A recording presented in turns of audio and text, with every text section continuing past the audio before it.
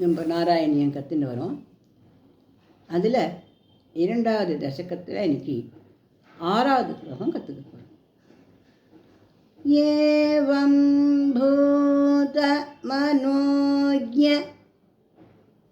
ஏவம் பூத மனோஜ்ஞ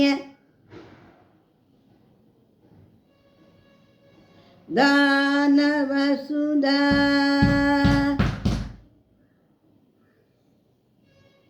நிஷ்யந்த சந்தோஹனம்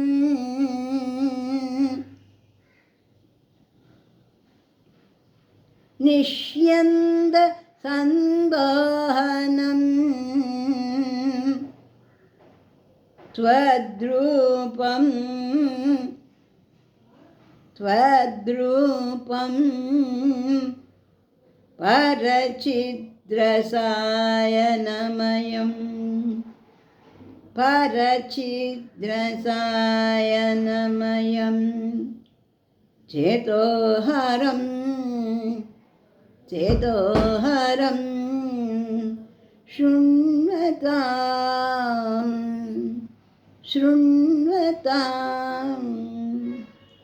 சத்ய பிரேரயதே சத்ய பிரேரயதே மதிம் மதயதே மதிம் மதயதே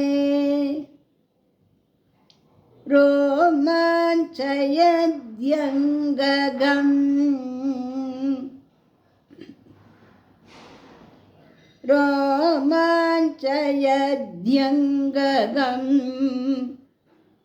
யாசிஞ்சத்யபி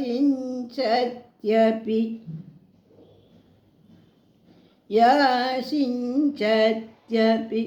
शीत शीत बाष्पविसरैर् शीत बाष्पविसरैर् आनन्द मूर्छोद्भवैः आनन्द மூச்சோத்பவைः.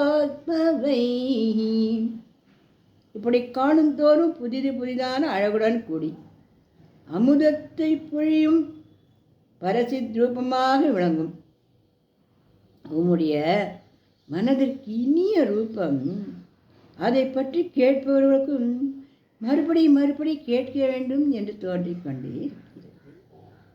மனதை பரவசப்படுத்துகிறது, அங்கங்களில் மயிர்கூச்சம் உண்டாகிறது, குளிர்ந்த ஆனந்த கண்ணீரா உடலை நனைக்கும் செய்கிறது என்பது இதோட பொருள்.